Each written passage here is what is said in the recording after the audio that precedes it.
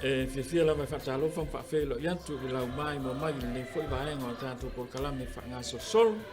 e mai se fa awa wino le tautua ma le unanga la wala anta le kumana TV fa fatalo fantu ile tapo inga mau le fionga le ke po mo se Vittorio tui fa pe fo ile pa ia io si taulanga fatalo fo ile u fa nga duenga ja kono ma so soani mo to fatua ya mai se la uno voto pa felo ya tu ile la valoa le pule anga sa mo apia foi o mau le tanto por calame le so fa ta lo fa tanto tu no yo tu langa fa pe sa mo pot ya ai mai se foi o wo ma pa anga le tanto por calame nei o fa o wina le tanto por calame o fa ngoina e tu por fa tua o le tau longo le fo o manto fa tasi ma le fionga pa tele pa ta sala leota mai se le fionga te akono tu pea ato nio tu pea ya aguanta tu fa mo le yaso ma le va yaso tal fantu le fionga pa tele e foi le fionga te akono ya malole folau muia i lau tu fa le vea patalo fo i tele o le puleanga ma le fita fa fonga ma le fita silsila mai moi nei foi por kalame malole soifua malo fo te wa ta i fe au mga duenga na va yaso le tatu tonu mai le va yaso nei fe mai va yaso sili ya mal fa awa wina fo yo le nei va tau ta ua le kalesia ya o mai ya lua fio ya wa fai fo si ma poe la kiki ma uma le pisi o le pale mai ya malo va ftek ya tatu savali vali o le tatu ye le vai sasit wa uma le palema ya le laso atu ya masau ni na taua o le vai sasili ya pe le for tatu tel no anga ye vai nga ye manu le tatu i lunga nganga ya o le si tatu atu mo alo fe o pa telefone mo ai sa o fa ngo ai le vai sol ni o le vai sasili fa fe si vai so ye o ma to le fanga fu la o fe o fa mo le mori ia malo fa talo fa fo ia fa fon mai o tatu puleanga ia fa pe fo ia le malu mal pa io la to fi fa tasi mai mai mom fa fon mai fo nei po kalami ole mane io wai le fa pe tasi pe loni aso al vai aso ato fa malu le sa balingo le nei vai aso ta ol va sa si ia man to fo io o nei fa li ngwe mai ale ngana pertani o le Holy Week e pa ia maso ena pe tai o no le vaso nei o no sauninga o le taua le naua fa taua i fa ngoi no le Holy Week wa yaso sa silo inga o le vai aso atoa nei pengi octaves po o vai aso fa sa le patpatinga o ele ia sisi mei ko o le tumu le male ma walunga le o le fatu tuanga la keusiano o le kalesia Yesu le o kako fa malu le neva yas o tatou la tu lo fa ya ile kalesia katoliko o le scripture ma le tradition le yai rituals pe o le tawa manga ia nga o le vayasa le nei ka ko ke muli ta ia ile upo le ritus pa ia o inalo ia ni se vanga fa mau ia fa tasia i ma meo tu manga o le kalesia i le latou ia fa tino no le ngu pe na ia le afio Yesu pe tatou fa so e fo baso tene o le vai aso atoa le o tatou tanu mai e tau lunga ina le vai tau sanga o fang fulu fast fuas tatou fa fonga ma le loto maulalo le loto salamo le la pe o le la ka ko si ia ne ale tu langole ole ai leo o tatou no Yesu mo non ko se lon mali ma ona popo ele na o mali wa ona popo nga e ele ala ko e fa ta se lo ma malona to tu mai le tunga ma o manu malo ele o ilo e pulele ali ile o tiere pule sa ka ngi pe pulele ai pe ma ne na le aso na fi o ko le mai tau tu foi le tele o malu foi ma sauninga ale kalesia le fa kumudia o malu foi i ya ila toa o le fa ko o foi le o ngo le fa tu tuanga ma le langona e o patpatia ma awai ia awai i nei sauninga pa ia era ia le pa le ma o le fa longo o le manu malo o le fale o le i Jerusalem e le mang malo fo la langi pe mamna man malo le yo no popo ngamolo mali e pe fa fe ngai fo le ka unga e pe a man malo ta to le i to tu yo no popo ngamolo mali pe la ngai fa longa nga la pale mama tu langa mo fa pena ya ai o le la o ka ko nga tu nei ile patingo le ba so atoa ya o ka o ma le ba so pa ia Holy Week o le ba sa sil o le e tofu ale aso mo mene stupu ai ia ele ngata fo idea ia o fa feno tato patpatia ma fa malu ne mai aso tato sabali e makaukia le ia le tamao ainga e batautia fo ile tulanga o fa tu e mo kwa o kia fo ia loto mo fina ngalo fo inisio i taimi e tato te fatino i naisa uninga wa le fa penga le wa misa ai tasil tausanga tato fa maluina sauninga pa ia ne ia ele ngata pola stofi ia amata ta ala solua fa pa nga soa o le stofi i mulunga vai ma le fatuina o le eukaristia ape fo i male tofinga o si taulanga na fatuina Yesu ina ia fatino ni sakrament polo ingole lof ia le so le aso le pe ese mai kausanga ko ele no fa ngo o le Good Friday nei fo lon mafuanga why God is good ma fuere Good Friday eu nei hanga le leile tua ole tua alofa eu fa liunga na me fa Britannia fa sa mo le Good Friday eu la so le maliu eu no le aso nganga le leile tua ile la lulang ia ka ko fa solo ko ile la sto na ile ai ma se me ko fa ia nga le ka penga ma sa ngung ia wale fa ma lunga le kele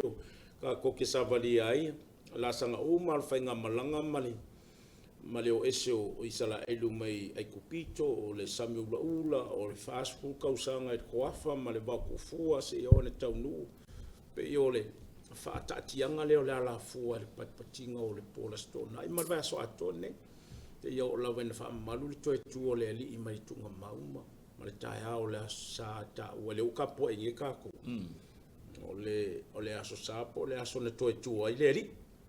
pe sa pata yo la stona ia ile tu malanga na ite ya pe o la so sa pe o le aso ne to tu le ri le la o ka ko fa malu ai la o ke risiano o male aso sa o le aso le ri piko silinga ka o ya ta to lu ta to fa to malu vafta e te fi sa no ti ken ile vai sa sili le umanga ia le fa mal manga patil malu o se teimi fa pitoa wa ta pena ele kalesia e tilo umai tanganta ile pati patinga o le fa o le tanga wa le mea wa ile ka ke vai fio mai o le kup a o le ka oko ile si la sia le si ala vai no loko o le savalinga Yesu vai aso nge le o mua fa te pata to mo fa manga o Yesu o le tu vai ele ala langa tangata o sana ile alo ta vita o u mai ngoa wa o mo meo o mamalu ia sa ia o le perfect o le alo ta vita o mea o manga ala langa tangata ele i fa penga o umalanga fa ko loka kai o fa sa ka lu Yesu le o ta lotu na mafuainga na popuanga le ia o se metele wale la fa maso o te fa ya tu il tau o le vai tau sanga le nei ma le vai taimi le nei le kalesia langa bo ile nganga le wa ele fa o lainga o se lo vai le ngano a o mela la ka kala o mo me o loku la ko mela fa ele mala mala ma ile nganga ta u o le a o fa mai ele fa o lainga o se lo Ala e ia isi e kalesia e ia isi e kalesia e le ka ua ala ko lusi o Yesu i le ka ua ala ko lusi o Yesu ma le la e mama lava pauanga ma o fai ala ko ia fa lo fo ia but ai mai le mainga le kalesia ma le fa ka o konga le kalesia o le vai tau sanga le ngai fa tau nanga o le tala anga lo tatu fa le tanga le anga le ai le menga kupu le kai ao le sa fa i ul vaso ngai e ngua umangi me ia boka ko sapi ia ngo mai lo la ku fa sianga fa ka ka ia fa sianga a le kalesia la ele ai menga ke fa yantu ai o ke makua ke e le upu fa mai le fa ola inga ka ko se kalesia o tole ile e kalesia katoliko ala ia ka kia ia masalo la tou e fa pena a le kalesia katoliko na fa vai Yesu le nei e kalesia mai le o mai la le ma fai ko o seo e fai pea i kausanga umole o langa e iai le taimi e fa manatu ma fa pupula ai oe i le tala anga lo tantou fa o le tanga me foi lengo fai ako e kalua se mangu sa nginga le kalesia katoliko o le lava e laka ai ka mal malama ka langa o le mele usau nge ia o le oso asi me asi ka ia fai ange sianga a mai ka kolonga wa inga a maka sianga me fai ku mo fanga kwa a o nga peile o le amale mo ile le tala anga o le fa o tanga o le fa lingo o mafu fongo ia fo i tangata wa kam fo e koso mai le i me la ko ke loko ia ma fa fa ngofie wa pe fo lele wa fa ko singa kanga ka inga ia o mai ese mai i sia me ya e fa aftai a fai o silsila aku kanga ka vale inga wa le vanga sa wa inga le kalesia onga o Yesu ke liso wa ko fia u fa malingi koko kamai ka isa fai fe au felela fa siokia ma kanga ka vale inga ona o le tala inga o le fina ngalo Yesu ke liso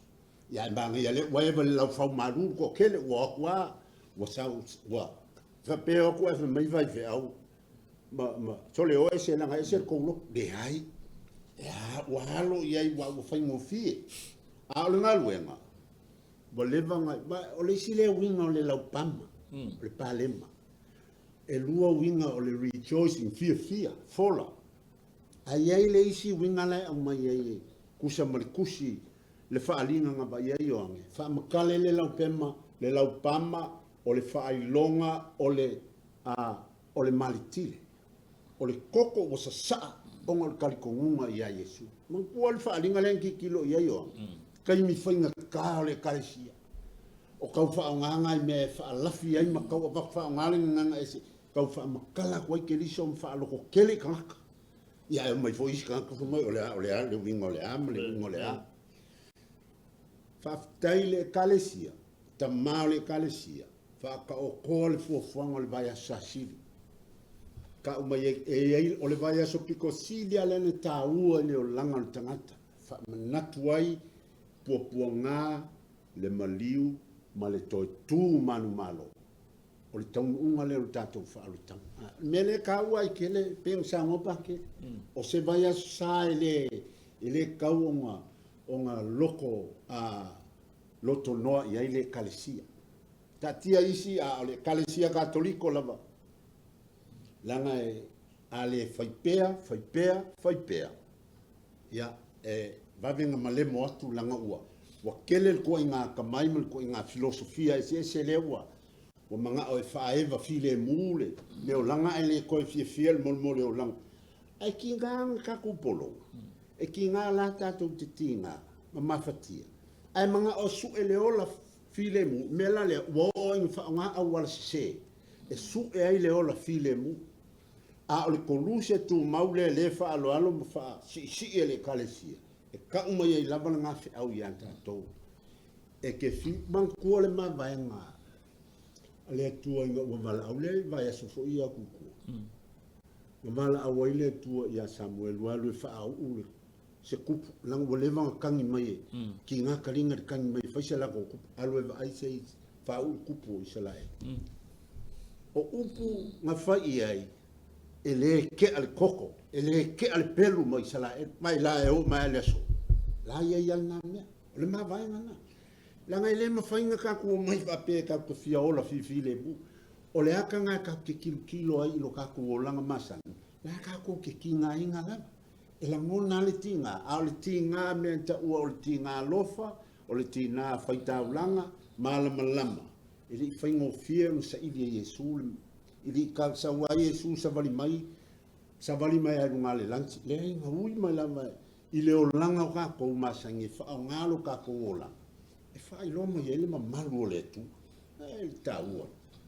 vai a sasidi se vele pe un sa ngol fe au ma ngai ok ma eu fa pela ma fa longo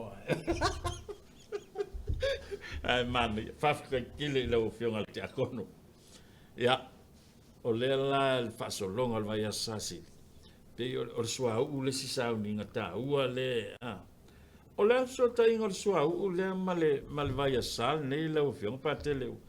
o tu mai ya sua u e fa pa ia ile taimi o vai a sasi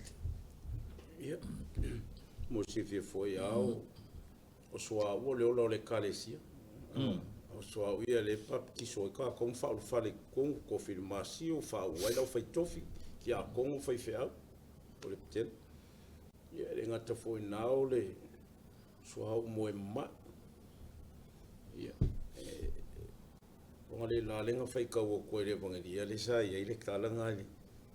yo to Yesu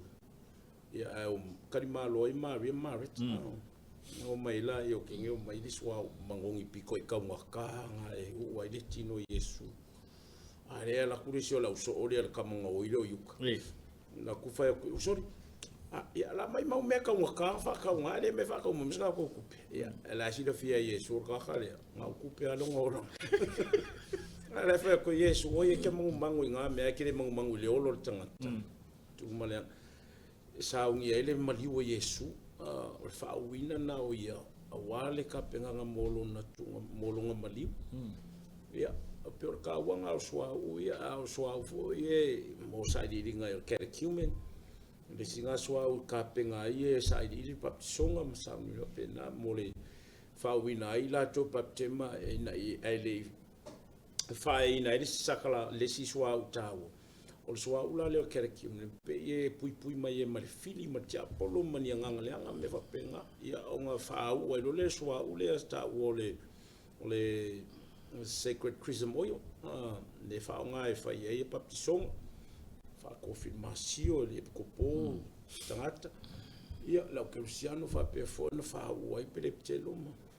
ma tia kono yo la ko au fa pe fo ma malu ia o sua ia e ka e kongiki uma le versa siri nei e fa ka uma ili mali uma ko le ri o sua uma ia ele ia ma se si sua o ka o ke le lo o ia fina ngalo mo lo to e fa uina ile upole tu na ia tali sua ma ola ia mesel ka sua ngam mulo la stof pe o le winga nga sua ia fa o ngale ngata ile o le fa fo uma fa fo wai to fio la fa fi au ia la ko folanga o le stai mai si ba nga uma vituti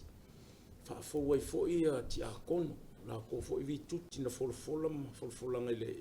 le kopo ka mo la ko fa ia fa fo wai fo so fo a fa le nga le kalesia wai mo li o le kopo le kalesia po tangata ia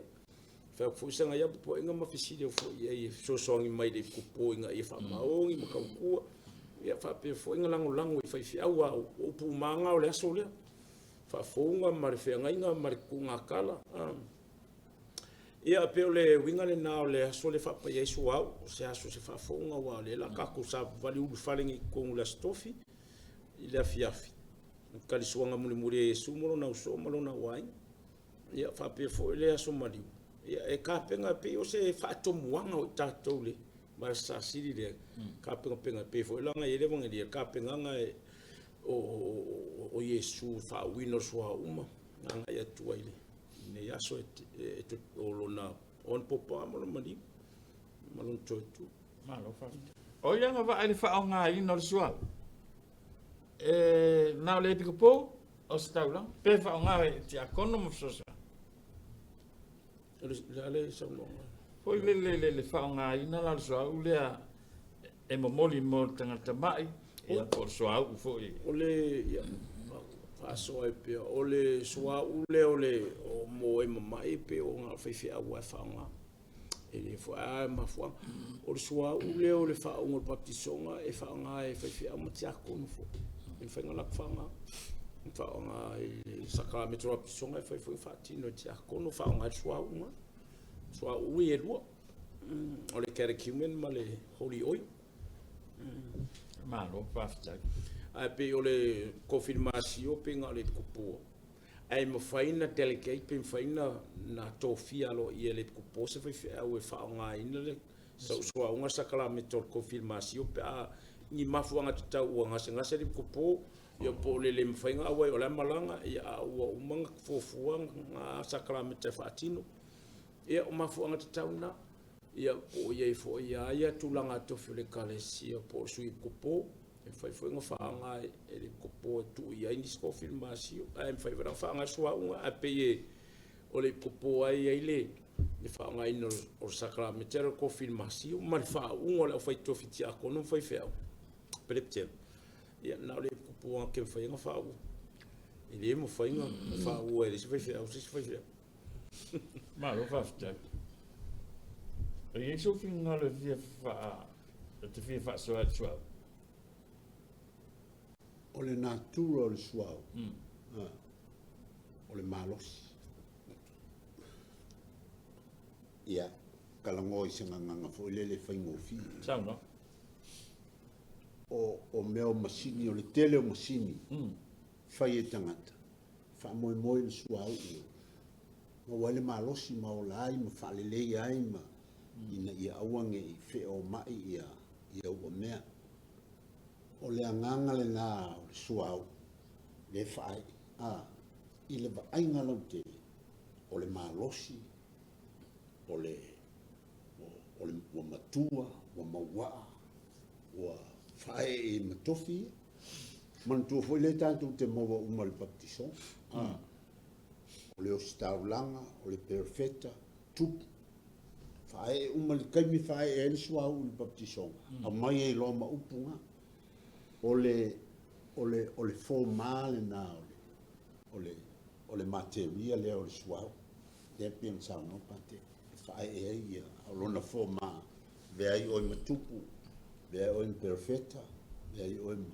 maustana ia pa i o le winga le o le inga no tele le suau le pi o le vai le pi o le vai e se foi le vainga ia le suau le alfo le tau tau o le suau fa mausali ma mai el wailoa wa e malosi wa e tamatane fa kelsiano pi o le nganga na e fa e sakalameta ese tau te Malo pafta. Ya, salo o tulangan na le suau. Ya mali. Fa pa yang o suau la tol vai sasi. Ole so tofi. Ole so tofi. Pe ole po ole so tofi. Ole sa uninga le esele. Tate vai e tuli tanga tate sa uninga le. Ole mulmulu nga vai. Le mulmulu e Yesu vai o naso. Ia atu mai la taulanga pa i ole misa. Pe ole o si taulanga le o fatino ina nga luenga le a Yesu. Ole a se fe au taua e mo moli mai le sa uninga la o fionga pate. Le mulmulu ina Yesu o vai o naso. ia e manino a fo i evangelia ia le fa tongo le vai ina ua mulmulo Yesu ia vai o longa so e va ku ya peke ai musu peke fa ko yo la fa pepe ke fa fia sa lo o le tu le e sa o mulmulu mo fo o ka mo mulmulu nga va ya le nga fitala Yesu peke ale mulmulo vai ke le fenga e u fa le malo la ia langa suiro nga ma fo pe ke o ia fufuru ma fa kale mo la polo kingo mo lo ai o le mane ia o le anga ia o le mulmulu ngo vai pe o le wingo le au ona lo ko maulalo o nga luenga au fai lo o le mulumulu vai keu le ala fai fa le lenga lo ko maulalo ia pe o winga o mana o le winga le upule mulumulungo vai o se whaataimuang o se awala e whailo ma e tātou le loto maulalo ma me o le atutupu o le mulumulungo vai ia e pe o Yesu la ngā wenga fio mai ai au ma wha pa awa o i tangata le winga o le whaalele ia e ma le polo inga o le alofa fe au nai e le o wha pe ia au ngā mai tangata e teita ai o kairo au ngā mamanga ia polo inga ngau le alofa e la le mulumulungo vai o le fair fun o la polo inga o le polo inga le alofa ia ko ngai tau fo ma le polo inga o le fair fun ia o le winga la le na o le mulumulungo vai man ko fo la ko lua vai ngata o le na po le ngata le mulumulungo vai ia fa pe fo in fa tino ile tali soanga ia le misal pole tali soanga mulumuli e sumulungo so ia ona fa pe ngale o nga mulumulu vai ia ma fatua ia Yesu ia me sakramento l'Eucaristia lo tino le nei o pu ia ma ko ponga le fa ponga mai ia missa le pole la stofi o lo tino le nei o le me ai moni le yo to ai o te foi natu mo to apenga fo le kalise poli o lo toto moni le nei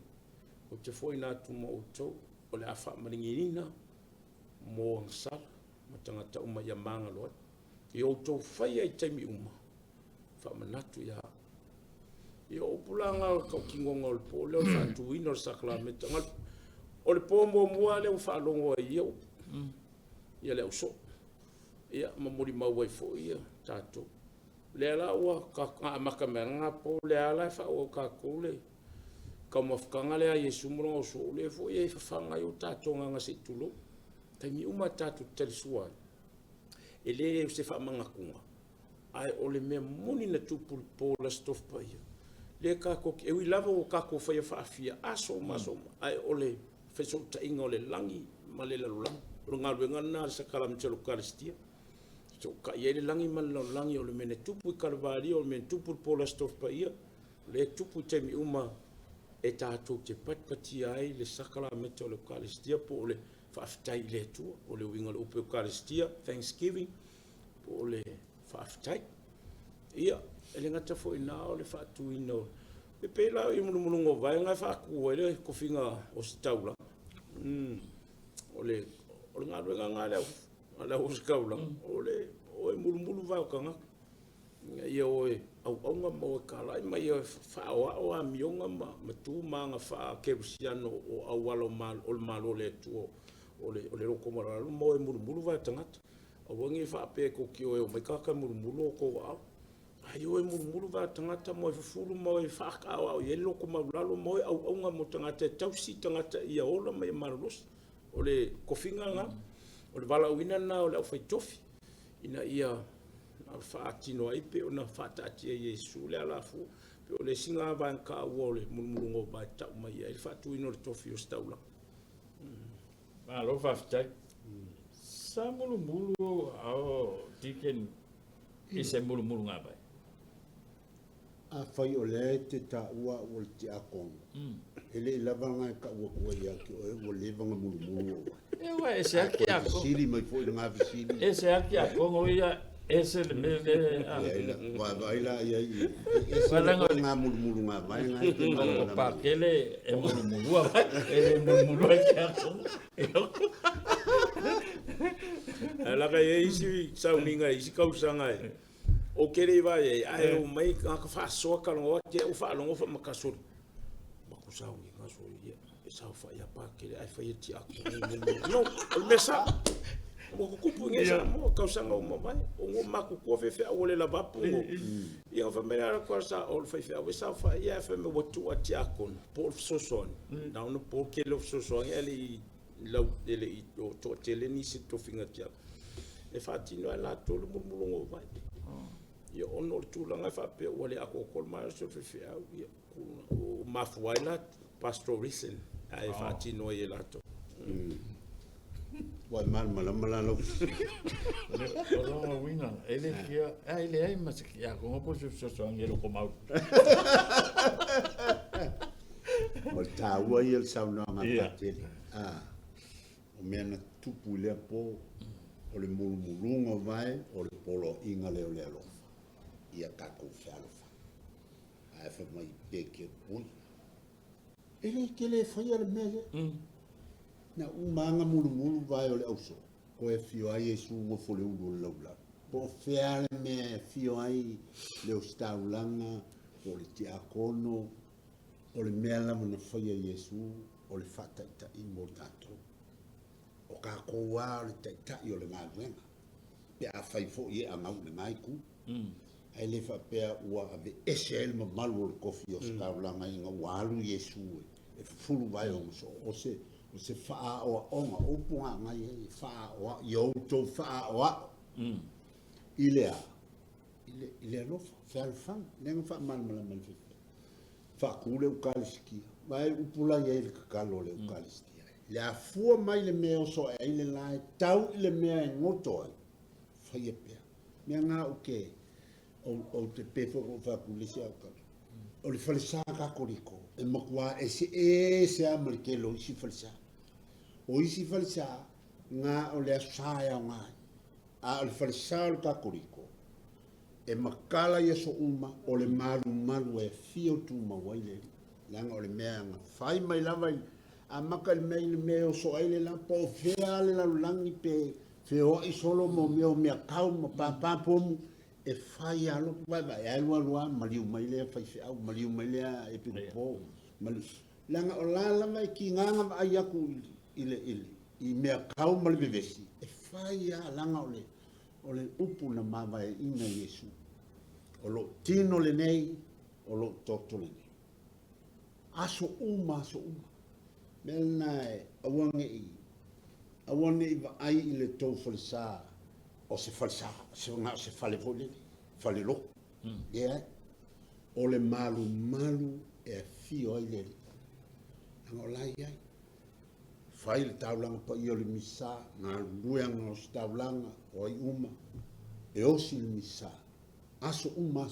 vae fio lele ia peia o lakaʻika lea faaopopo aku i le agaga ma le tāua o le po le stofu paia faatū ai le eukaristia faamausalia ai le tofiga o se taulaga o Iesu lea ua kuʻu mai kua i le ekalesia ia le tofi o se taulaga faaee e pikopō ma tamapaia ma i lakou uma ua faasafua atu i ai ia kakou kakalo ia mo le ekalesia ma le galuega a le ua se taulaga Pastai. Malo saunoa le ofionga te akono. O lea lai whaafou le tofinga o se taulanga i le po le stof. Ai o ange le asfali le lau ofionga patele le se misa. Se enwhai ana saunoa si whamalino le vana. Ai sa ua le se misa i le asfali. Ma sire fia foi ua le se Iesu. O mali. Mali Iesu. O la me ngale paua le o le aso le tausaga atoa e le ai se misasa ai sea o Iesu o le tugamau e loo ia i tatou le faakoafa iava se vaganana o toe tu Iesu kua koe faatino foʻi saklameta me laga e mo le mauma tonu ai ia le aoga le ekalesia ma le upu foʻi e o le mea na tupu le pola stofi o le tupu taimi uma e tou te whaamanatu matalasua le afio o Iesu, the real presence of the sacrament. E ui lava o le areto ma le wainga lai ko ke silisila o le substance. But i lona ia i tu whaalelangi, i le consecration. O li ua le ngā whalau po le areto ma le wainga o le tino ma le totupa i o Iesu. Ai ale ai lo la Iesu. Ia o le mwhai. E le se mea ka ko koe mwhaingo whai o le malosi lea ma le paua ma le mana o le atua.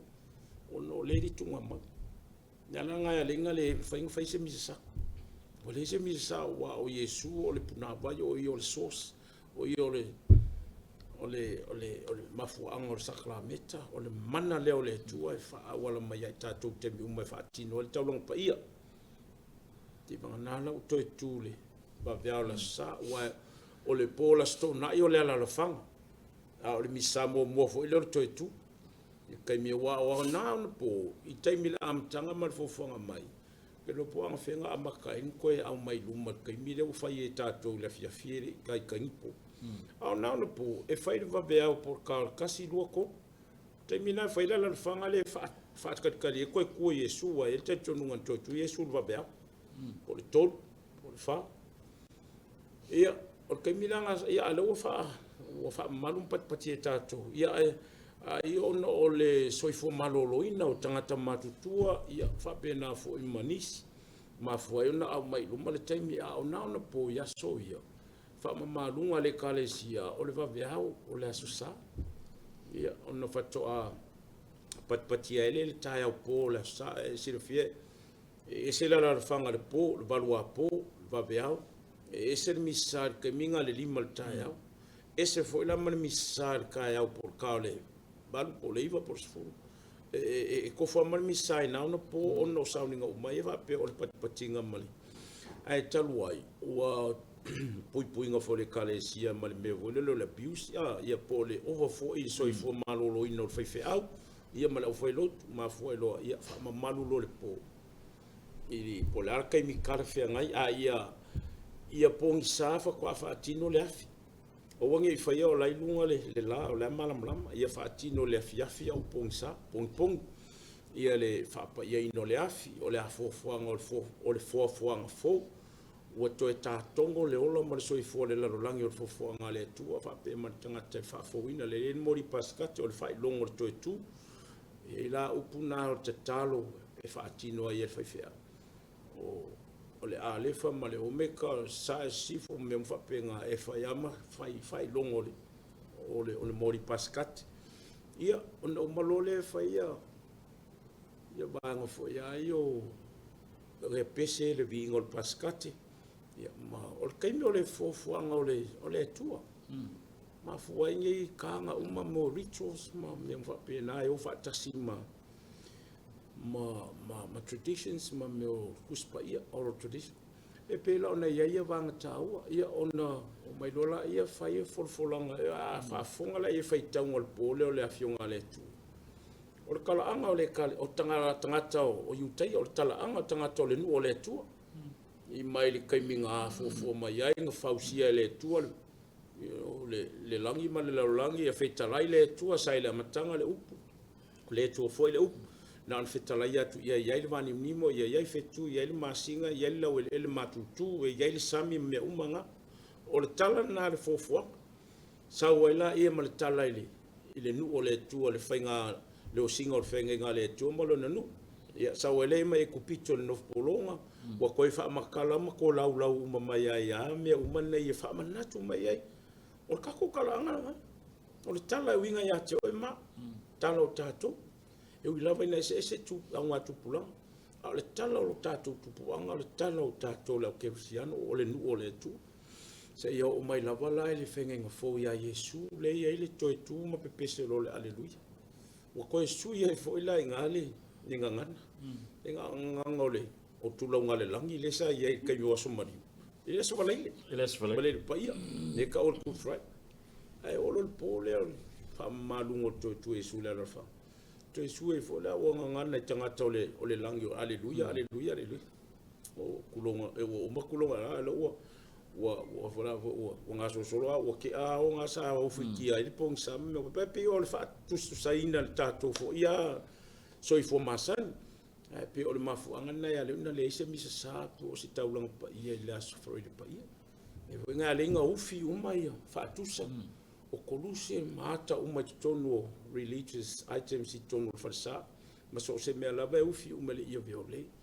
se I vanga na o toi tu Yesu ia fo ai o koluse le ave ro kan misa o ka kaunga ufi o ka kaunga ufi ma ka minga ma ka fang fu ia e pe ole tu langa le na la ve il manga ia fo ia vai kai mia ma se la so maliu se aso e ka ke longa foi very emotional pe a un fatino le ala koluse por taia o po le fia filmai o fasoninga fa lo longa koluse so se kai mia le aso ai le aso fa malu e ave mo tato longona fa no no e le fa pe fa ngo a fa no no le loko fa fe kai le rio loto fia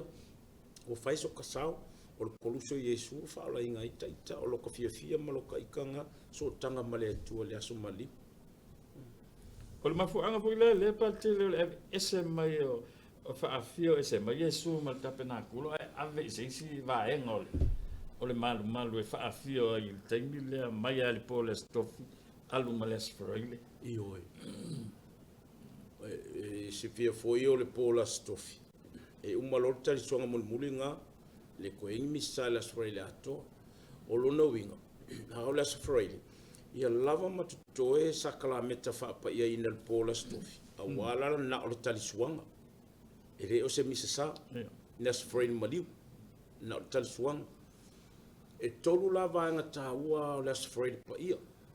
O le folofolanga o le upu. Liturgy of the word. O le whaalolonga o le koluse. Veneration of the cross, Holy Cross. Ia, ma le talisuanga, Holy Communion. O vaenga taua na.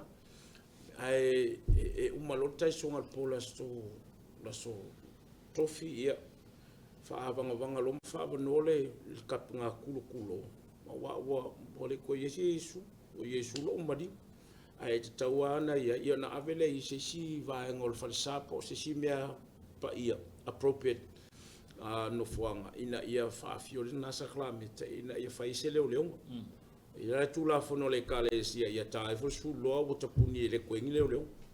no tulanga fo le lo mari o Yesu ia apa ole me feka ko leo kakalo mai o e whaangongo whakasi mafau me kasio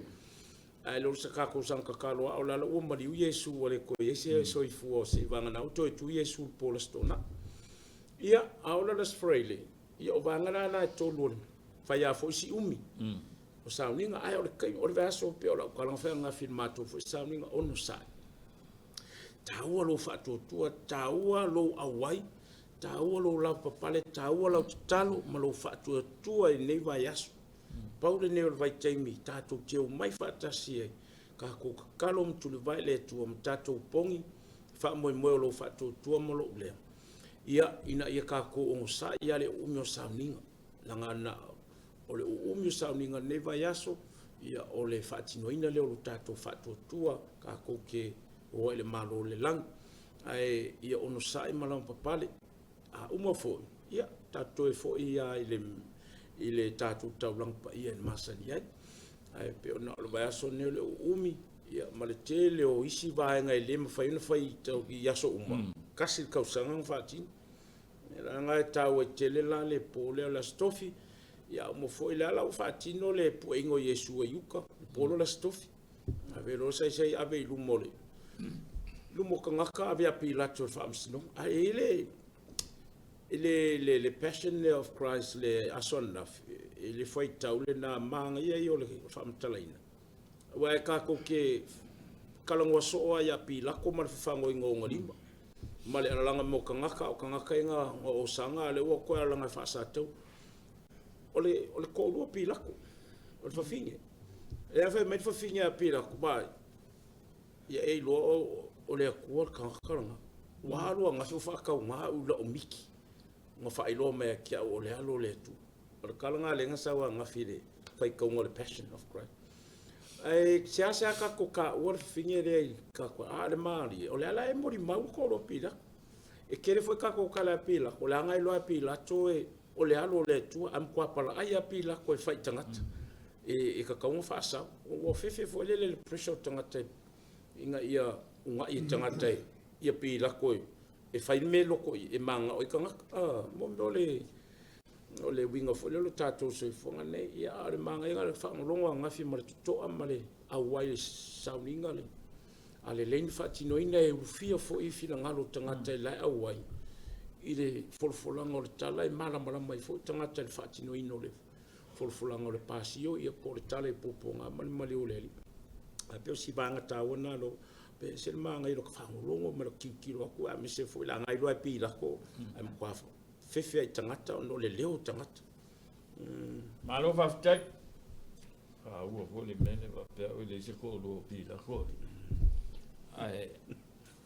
masalo va en muli le les for le tato se e tu les do la ima le sa no tato taimi ai ona le sa esa no lo fio te ko no ile le fa ta wa ina e nisi fo yo tato uso o koluso Yesu. Ale o mai le fefela sifale. O le sipe o le sauninga ta, o le aga, o le faalo alo le koluse. Io. Faalo alo le koluse. Man tua fo lai tonu o le whaatuatuanga le te talo fo lea le wa apostol. Le te talo umaya maisi a kalesia te amsiano mātou te whaatuatua le tuatasi. La iei le upulena na fio ifo ye filenu. Toi tua e le asto. Upunga i kongo. Kusale ka unga ngalo ka ko whaku. E alanga ko whaku kua ie. Lela, o le asfalei le kupole pole stofi le nsa no nei pate. Ia, i le ngā solonga ia whaaso. O le e afo i e tātou te pati patia le maliu ma le toitu o le. Ia, alanga o le aso ngā leo vinga ie. E le vaenga pantele. Ma neia fo i pea au mai e sono fin so fina ngalo. O le, o te talo walanga o le si le vaenga whapitole sfalei. E iei talo sanga iwa whapitoa fo iei te tonu o le sefu. Ia, salwe le leina sa no i pantele le tūle. Ma neia le. Ma langa o le si vaenga ta ua na o sa ninga le sfalei. Malu, mafta. Ia te, e kifisa ungo, e kakalo ia e fino le kiako. Nga kiro faso me aro ko kongi mai po. Ena le tango ma kiako mo le ling tango e mate. A ka ko fai tau manino ma fa fonga to fo ia I upo talo na se fu. Ya maka me lunga talo mo tamapa ia o le fai tofi o so ko po ma le fai kofi uma. O le so vale le fatino ai a o pau fo le o le aso. O talo mama na onga e mai tono tu fai misa. E mo ia lai kusi fo e lai talo mo so a pe e le sia fa a pe o le aso ale patino e mana onga ia. Ma talo sanga ia mo le kalesia wa. Mana onga te sia mai. Lango te sia mai le lalangi ato. O te talo e le ka ko ke fa nga ngam fai tau la so fa le lingi. La fo fai kau yo Australia, la fo fai kau Roma. O te talo ai e le mfanga suia ses. E o kakalo kasi ai e fai kau lalangi ato. E tau te le la vaenga le. E foi talo mo ta yo malo. Mo le manuia la tele ma le ami o tonu. O le upu ma te talo ia. Pengo fai a. O le taua o le anganga e fai le talo ma le winga o nei talo sang. O le kaimi o kakalo ngei le kaimi o mai le la unga pa tele. Po ai lava la unga. La fui e iei man te talo whapitoa mo le au whapau. Mo le au whapau. Ile karikongu. Tangata le tonu le tua. Very general. Ia malisi me inclusive. Inclusive uma te talo nei mo tangata uma lalolangi pe ke kerisiango pe kere karikongu. O le te talo le lalolangi e nofu tapu. E ma te talo le malio Yesu. Karusia ia koe kuleri ia se swingo ngi me karsanga le mana o le kalisia le kakaloi o le talo le fai loma le foi fai ka ko kalo le kas e le fainga ese o por kalo le fai ka ko ese o pengo fai ko o se nga pa walo le aso e ai talo fa pito e ka kawa fai ka o mer kus fai misa I so se fa sa I le tula tolu le o le las frene mari Malo fa tai asto nai le alta ua le whapa I o le vai, ma le afi I le pole o le lalafanga o tali to e tua Yesu.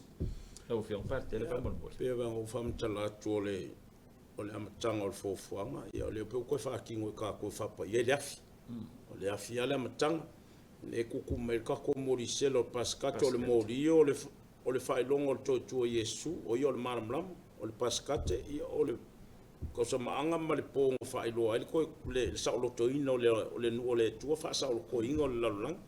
le iele paskate po le mori o le toi tu ia o le whapa ianga fo le vai le ka koe iloa e wha ngā le vai e kulo e fufulu ai le tino ta ele ai a le vai fo ngā lulu inga pe inga iele wha o ngoa mga mea ma koe wha fufulu ai le lalulangi nauna po ia o le vai fo inga lenga wha sao inga isa la ele mai e kupito o le vai fo inga feingu wa inga ma o ma lau le ma ko e ola e ma losi ai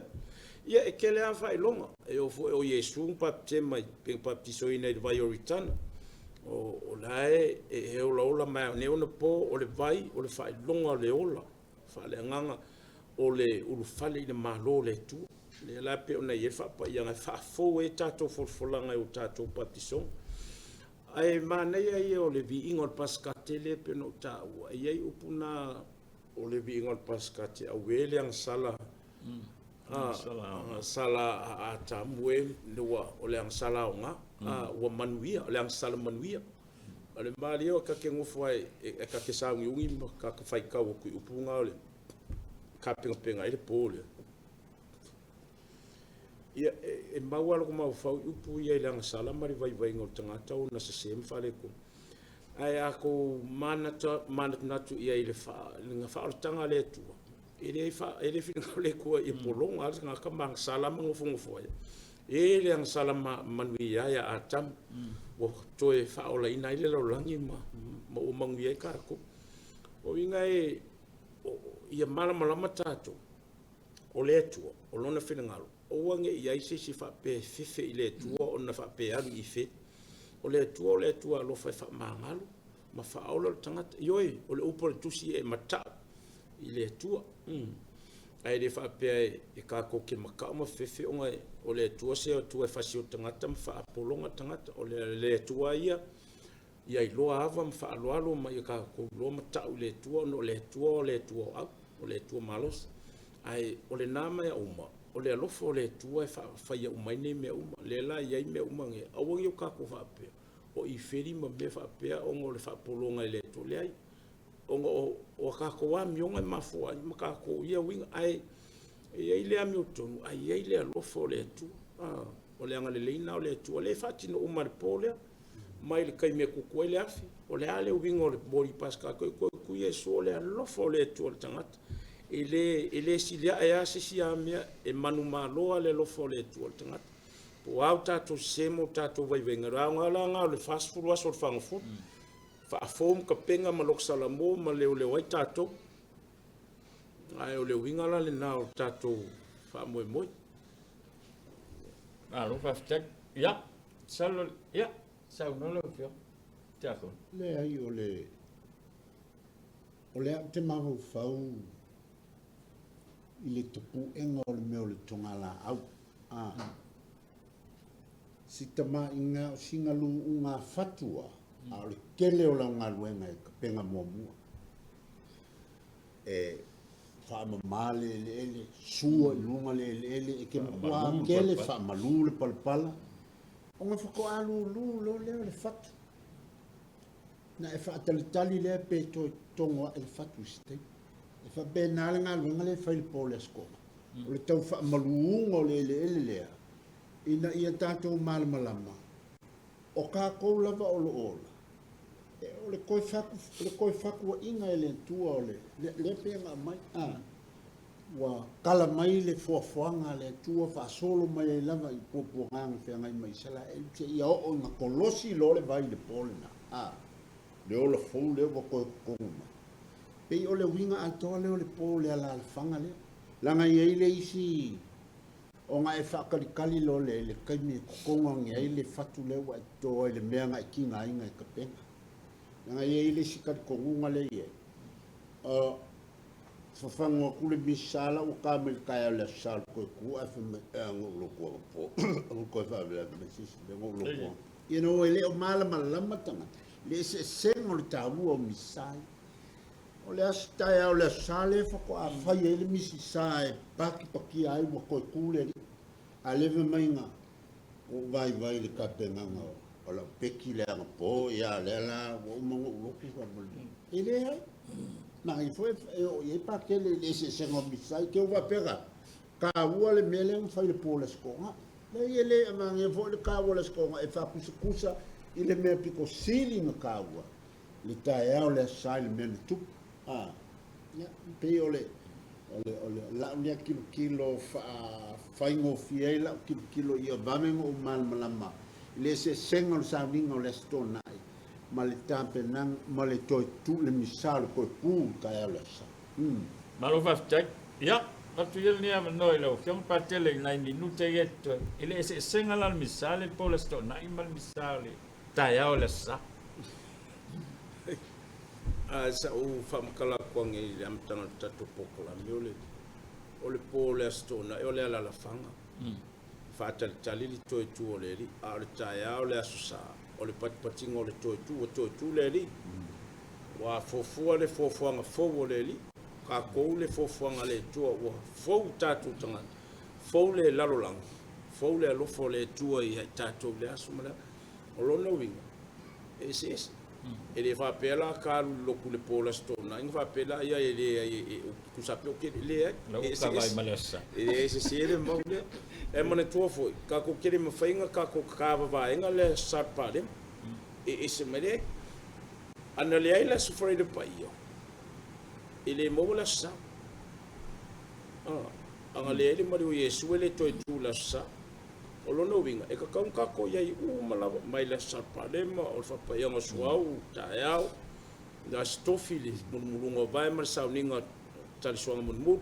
o le aso wale le maliu fa lo ai o le po le ala fanga fa kat la so sa o le to tu o le o le aso sanga the mother of all Sundays o le aso sa le ngai le uka ko fa malu ai aso sa uma e mafu mai da aso sa to tu le o Yesu lo winga ka wa uma sa e ka kaunga ka ku ya o le o ngare ka si e ka ku a wa uma sa ninga ya o wol fa pela nga ko ko ngia i le aso e le mafainga ka tia uma ngia ka ku aso malolo ngia ka ku fufu mai ka ku ko ngia tatu e fa mamaru popo ngale mali o Yesu a ka ku ka kongu mfa tua i le tua ka ku wo ka ku ke a wai tatu sa ninga ka ku sa valia o ko si le fia le malangona fo i tatu le taua o fofuanga le tua ia malana tapinanga wale tangata malu na ola fa le nganga ia mo su tatu ia langona i tatu le alofo le tua nei me umala ka ku fati noina o mata o fatu tua o mata fo i o tatu fatino e sila ma ai kanga i makako awai nei me umala fatino nei vai aso ia mai le po la stofi fa pa iango swap taao le mulungo vai fatuino sakrameka ka ku kakalo ke isi de mai o sauninga ia fa pe fo la spray de maliu ia ka ku awai popo ngamal maliu le lifa alo kurus pa ia a o le po ka ku fe no ile la fango ka ku moelala tali ele to tu le li a tai engola so ton la so sa maliu la sa to tu io o le tau lunga leo ngā ruenga umale sisi ese o le fatu tu ma leo lo tangata ama baile ne so ifuang tai mua le tu e ale lona to tu ele ai masesi e o tia tu lolo mutu ma le afi tino o le ola ma le nganga soul and spirit ia e fa pe na te ale i le langi o le matu palpala o le tu tato suli o lona malu a o le sesenga fo i lo finga tia kono fa pe fo la to fala ve i me umai ia ono o las freile e pe o le nganga las freile inga imam lama fo i lo tato fo ia kalesia fatu tua ia sa o langa e telefa fa pese fa pe ala ko la usu pese ile ngi pese ile amatanga posesio e ongu luma posesio fa pe fo le ka walunga ingor sa ninga le umai o talisuang ele ngi pese banga na le taimo le o kom ni o talisuang fa ko akai ufu mai nga vi inga ai o ke ro ia nga isintanga no sfarsa o ke le lopo fe me e usula ko pese u fa ko usul pese ku ai tu langa fa pe na fa natum fa ilo ele ngi ka ko vi inga le amaka ele ngi pese u fa le fo ngi pese ku o le aso le ese mai ia ilo aso umole o so ifuang o maliu Yesu o inga kaunga nga malu ia ma fa pe nga fo fa ngol le nga fo e no fukia la po no tu malo ka ko ri fa ola ma le fa lo lava mangu ia kele lava al fa va to tato pule anga le neva yaso ia i fo fuanga ma sa ninga ta pena tu ia ma waso to finngalo a me se fo le nga talo ma le nga fa tu tua ta ton ia lo so i fu ma lo si le tino ka ko ki awai uma ai sili ia ona fa sofia i tatou mo ngā rua i le nganga o le tua tatou maua se toi tu manu malo ma se fia ia ona o le tua e soifua waftai Ole tato por kalame na mo le so mal nei vai yaso. Pa te tele lau mai mo mai. Ai tato on sai. Tato on sai fa malo losi. Tato mata ala fa tasi mal tato oli fa. Yaso ye to toyo. Nei vai yaso taiao as ferili as tonai. Male sa pion sa no le fiona patele moe alala. Ai wole alala moe. Ya. Ai ye tel tonunga. La tatu toi fei loa ili vai as fou pe a momoli i eili so i fua maleola. Whaftai le fionga patele, whaftai le fionga te akono, ia mo le wha so fo i le nei aswa e meisa le teimi tāu au wha amanoa. Manuia le wha i unga le vai asu, manuia toenga le vai asu sa sili. So i fua.